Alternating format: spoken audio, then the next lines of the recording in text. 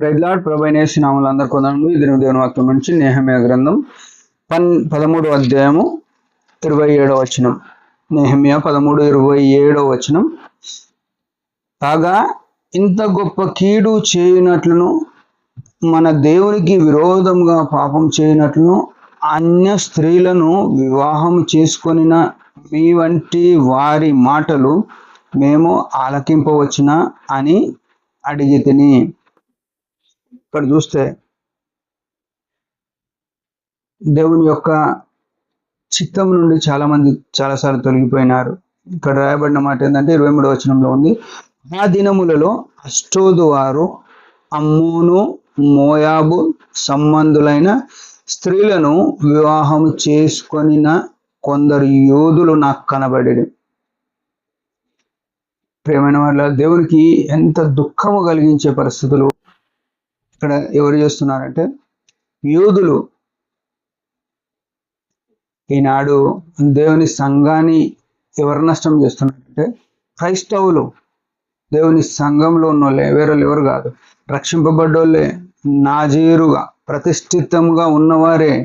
ఆనాడు యూదులు దేవునికి నాజీరుగా ఎట్లా ఉన్నారో వారు గోప్యాంగ చర్మమున సున్నతి చేసుకొని ఆత్మ సంబంధమైన బాప్తిసం పొందినారో, ఈనాడు వాక్యం విని యేసుక్రీస్తు శిలువను గురించిన వార్త విని మారుమనసు పొంది బాప్తి సాక్ష్యం ఇచ్చిన సంఘములో సేవ చేస్తున్న వాళ్ళు, పెద్దలు, నాయకులు, అన్ని రకాల బాధ్యత వహించే విశ్వాసులు సంఘమును చిన్నాభిన్నం చేస్తున్నారు.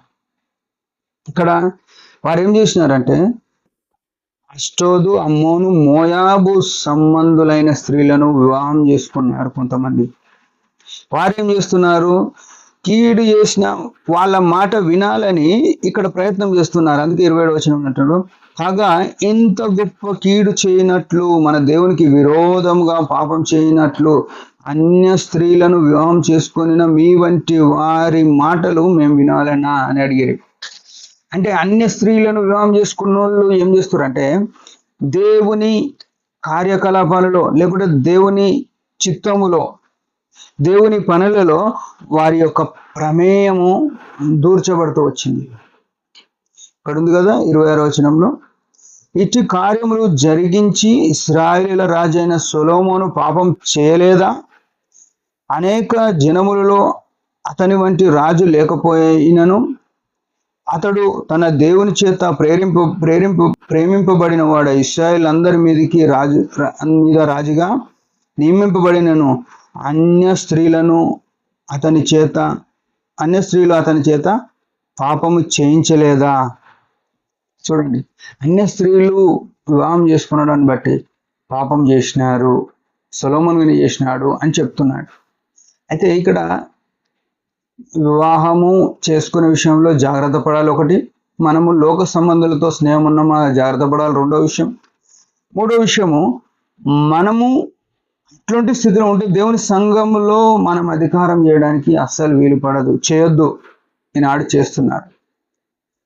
దేవుని సంఘంలో సలహాలు ఇచ్చేటోళ్ళుగా మాటలు వినాలే అని ఫోర్స్ చేస్తున్నారు దేవుని సంఘంను. ప్రియమైన వాళ్ళారా, మన జీవితాలు 1-2 సార్లు పరిశీలన చేసుకోవాలి.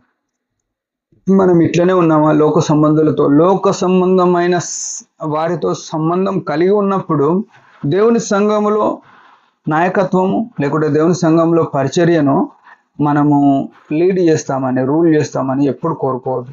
దానికి దూరం ఉండాలి. అది దహించు అగ్ని. ఏం పర్వాలేదులే, అక్కడ పోయినప్పుడు అక్కడ, ఇక్కడ పోయినప్పుడు ఇక్కడ అని చేస్తే నష్టం సంఘానికే వస్తుంది. సంఘంతో పాటు మన కుటుంబాలతో సహా నష్టపోతాం. ఉదయకాలం మన జీవితాలు ఎట్లున్నాయి? దేవుని సంఘంలో మన యొక్క పరిస్థితి ఏంటి? జాగ్రత్త పడదాం. దేవుడి మాట దీవించిన చిన్న ప్రార్థన.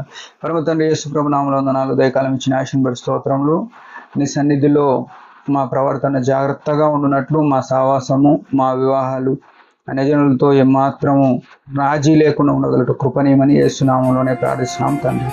ఆమెన్. మీరందరి పరిచయం గురించి బలంగా ప్రార్థించండి. Praise the lord.